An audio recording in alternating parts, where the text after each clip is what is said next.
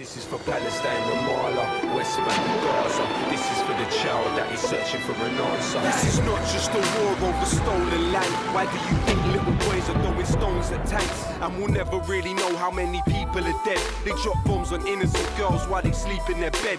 Israel is a terror state, they're terrorists that terrorize. I testify my television, televise, I'm telling lies. How many more resolutions have to be violated? How many more children have to be annihilated? This is not a war, it is systematic genocide. But whatever they try, Palestine will never die. Free, free Palestine, free, free Palestine, free, free Palestine, free, free Palestine.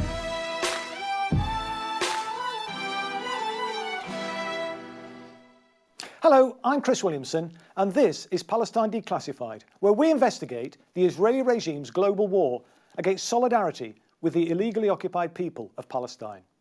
In today's programme, we'll be looking at the recent elections in occupied Palestine, where there was a surge in support for the far right. The settler movement and its ultra-racist supporters have been jubilant about the outcome of the election. But is their hubris misplaced? Could the outcome of this election actually undermine the future of the Zionist colony? We'll be hearing from experts to get their thoughts on this issue after this special report by Latifa Abu Chakra about the Knesset's new far-right parties. He's back.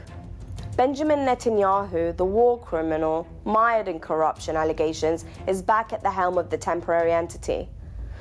The last time he was Prime Minister, over 3,500 Palestinians were killed by Israeli occupation forces, including 799 children and 342 women. His rule led to the destruction of over 8,000 Palestinian homes, leaving over 12,000 homeless. This time, though, he has some new allies with him. The alliance includes parties like Jewish Power, Noam, and Jewish Home. But let's take a look at some of the figures belonging to these parties who are likely to have a prominent position in Netanyahu's cabinet. Bezalel Smotrich lives in an illegal settlement on the lands of the village Kafr Qaddoum near Nablus. He has previously called for Palestinians to either live as servants to the Israelis or be killed. Smotrich is a co-founder of the Regevim organization, which descended alongside armed groups onto the Palestinian city of Lid in the temporary entity to squash the Unity Intifada in May 2021. Ofer Sofer is another figure tipped for big things in the Netanyahu government. He was previously a part of Likud and pushes to increase the military budget and Judaize Palestine. He was previously an infantry major in the Israeli military and will play a key role in the coalition. Almog Cohen is a member of parliament for the Jewish Power Party. He went from the Israeli military to the SWAT team in the police of the Zionist entity. He founded an armed militia to stalk the Palestinians in the Naqab in May of this year. Previously, he published a photo of himself in the military kneeling over a Palestinian father and his two sons, with the caption, "Those down there remember what I did in the army." The sadistic caption was accompanied by a winking emoji. Another key ally to the Netanyahu regime is Simcha Rothman from the National Union Party. He has lived in the illegal settlement of Gush Zion and is a part of the Temple Mount movement, which explicitly calls for the destruction of Al-Aqsa. Perhaps the most well-known ally to the Netanyahu regime is Itamar Ben-Gvir, the militant Israeli settler who was spotted recently wielding his gun in the Sheikh Jarrah neighborhood of occupied Al-Quds. איתמר, חיים שלנו, רק תת בקלפי, רק תת. אם זורקים אבנים יורים בהם. איתמר, למה אתה שולף? סכנת חיים שלנו. איתמר, למה אתה שולף נשק? בשביל צלם, אני אוהב. למה אתה שולף נשק? כי זרקו אבנים, אתה רואה מה קורה כאן? זורקים עלינו אבנים. יש לך פה הבטחה. תפנו את זה אליך. חבר'ה, אם זורקים אבנים, תראו בהם. כל שוטר צריך רק תת בקלפי. He is known to have had a picture of Baruch Goldstein in his home, enjoying pride of place. Baruch Goldstein, of course, is famous for his attack, killing 29 Palestinian worshippers in the Ibrahimi Mosque of El Khalil in 1994. Ben-Gvir is known to have campaigned as a Kahanist, the movement founded by Rabbi Meir Kahan, whose organization, the Jewish Defense League, is a designated terrorist group in the United States. He was also a member of the fascist Cash Party, which was designated a terror organization by the Zionist entity and even outlawed in 1994.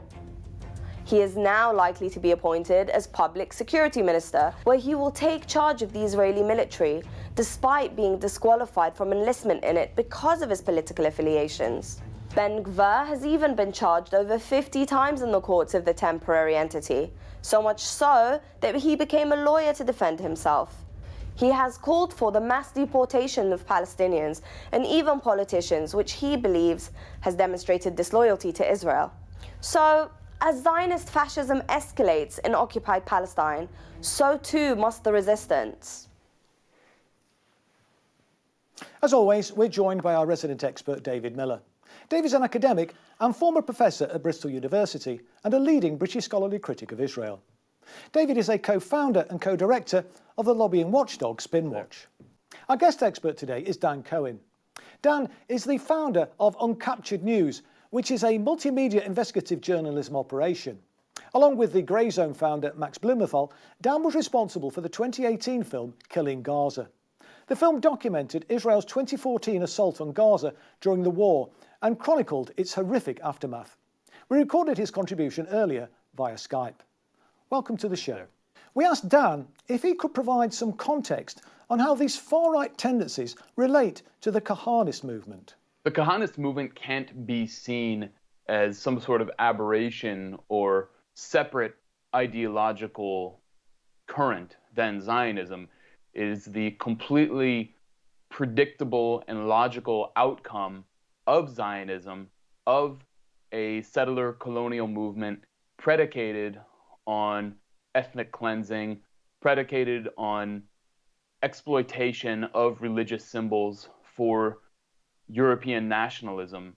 And so the kind of brutish face of Kahanism that we see coming into the fore of the Israeli political process today is something that has long been there and is simply the logical, it follows the logic of Zionism. David, I mean, we've spoken about the Chabad movement on the show before, haven't we? I mean, how does it intersect, do you think, with the settler movement?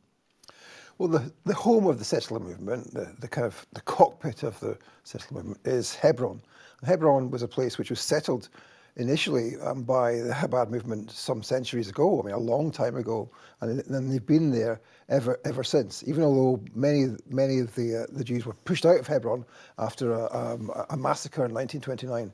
But so Chabad has been very important to the settler movement in Hebron, and indeed it's also important in what's called the Hilltop Youth settler movement. So it's said by, for example, Shin Bet, the Zionist intelligence agency, that the Chabad followers are responsible for most, maybe up to 80% of the price tag revenge attacks on Palestinians, which are common in the West Bank. Well, we then asked Dan about Simcha Rothman from the National Union Party, who's part of the movement that wants to destroy the Al-Aqsa Mosque. Simcha Rothman is one of the Israeli politicians who represent a sort of the most modern current of religious Zionism, and it's melding with the Kahanist movement, what used to be the most extreme fringe of that movement.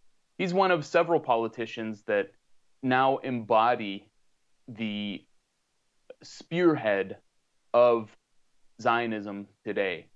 You could look at Simcha Rothman, of course. You can look at Itamar Ben-Gvir. You can look at Bezalel Smotrich. All of these are figures who have risen from the fringes of the most extreme right wing of Israeli society and Israeli politics, and are now prominent politically and are unabashed in their goals, their stated goals to destroy the Al-Aqsa compound, expel all Palestinians, and build a so-called third Jewish temple in its place. David, I mean, what's the significance of Ben-Gvir's activities in the occupied Palestine neighbourhood of Sheikh Jarrah?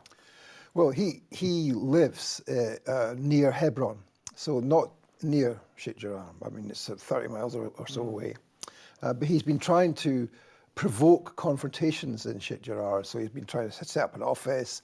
He's appeared there on a number of occasions, most recently with brandishing a gun, but it's not the first time he's been brandishing a gun in the neighbourhood. So the idea is to heighten the contradictions, to create a provocation, which then leads to a conflict, in which the police or the IDF are then involved. Well, we also asked Dan about how we should understand Ben-Gvir and his supporters. Itamar Ben-Gvir is a man who celebrated the assassination of Prime Minister Yitzhak Rabin.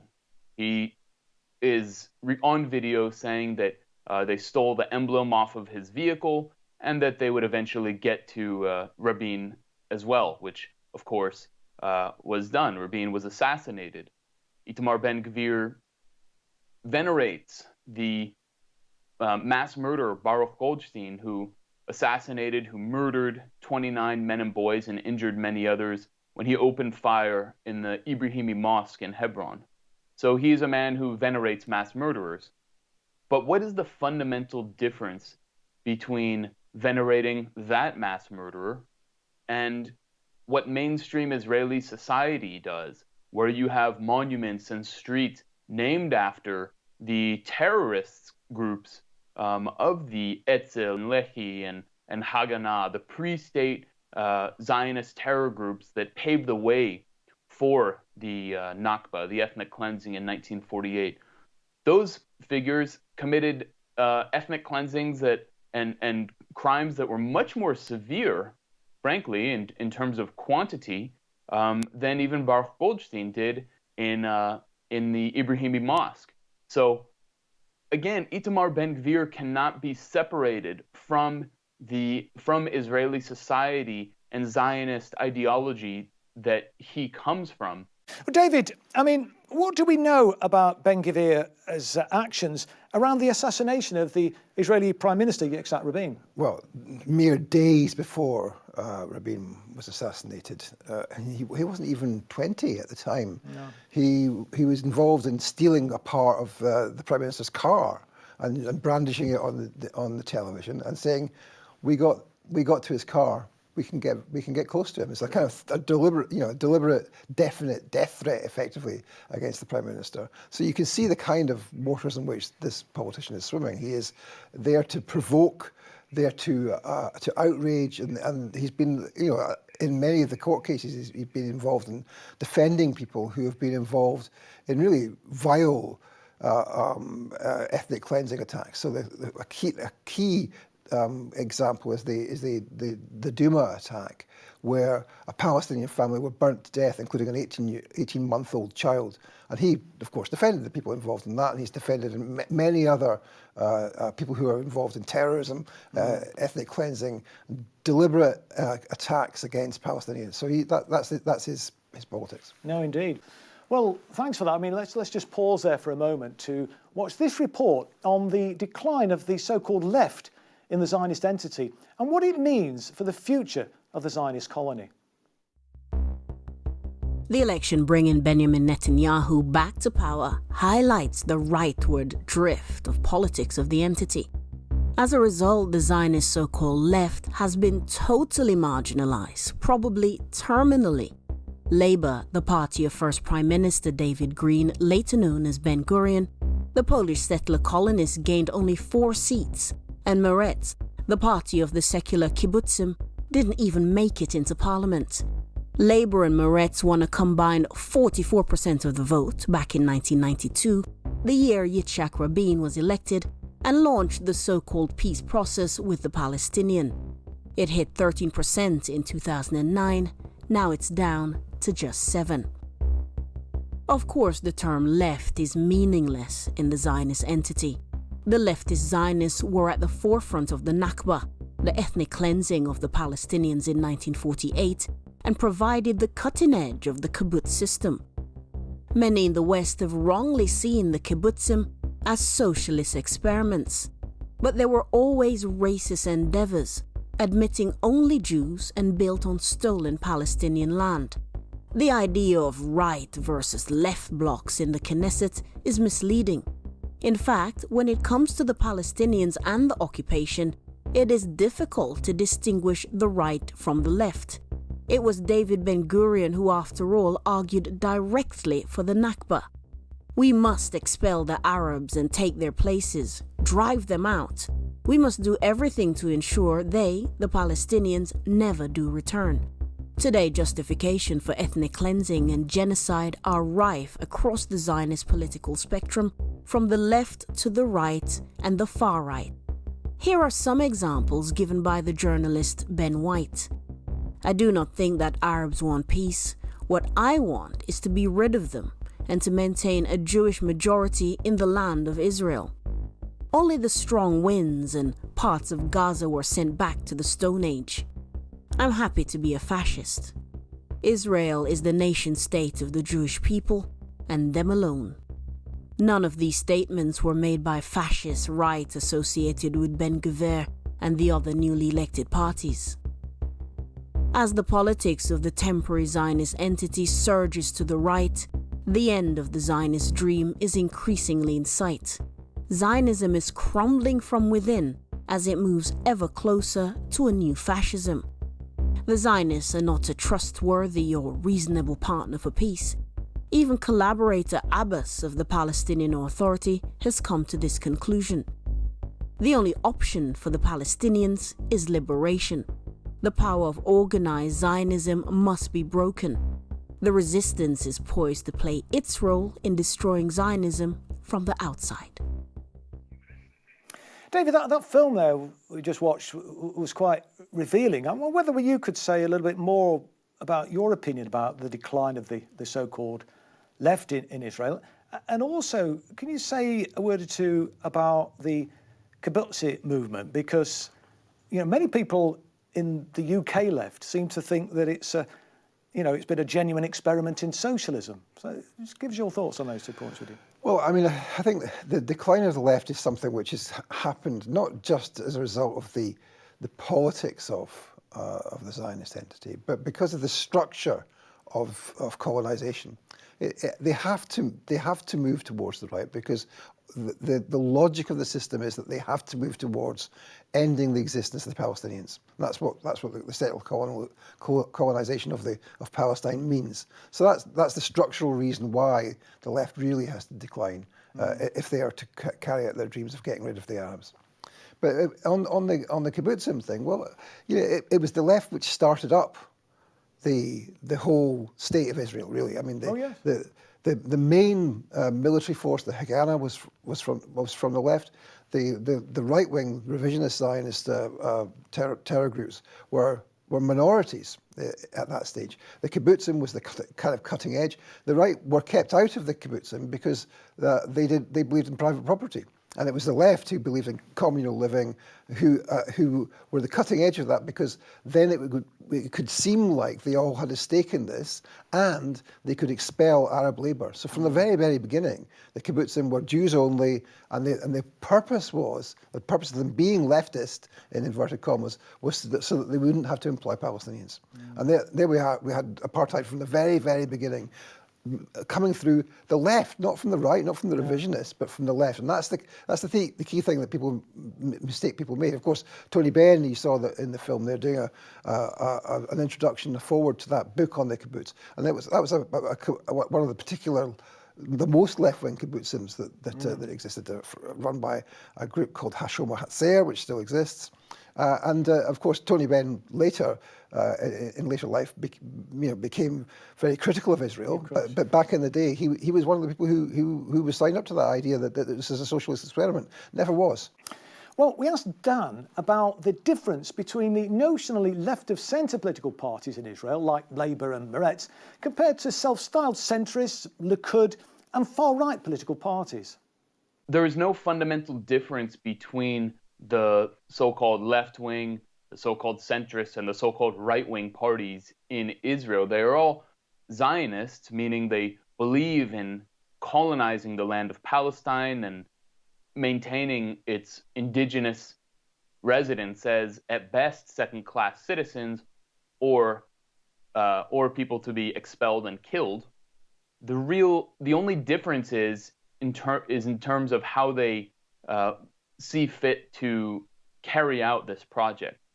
The so-called Zionist left wants to maintain a more gentle, softer occupation of the West Bank, with Palestinians remaining docile, in their sort of enclaves separate from Jewish society, and for the Israeli military to be as soft as possible while still maintaining total program of total conquest. The centrists are basically there. I would say there is no, well, the center in Israel is essentially right wing, in that it is hyper nationalist. It believes that there is no compromise with Palestinians, and the center has now been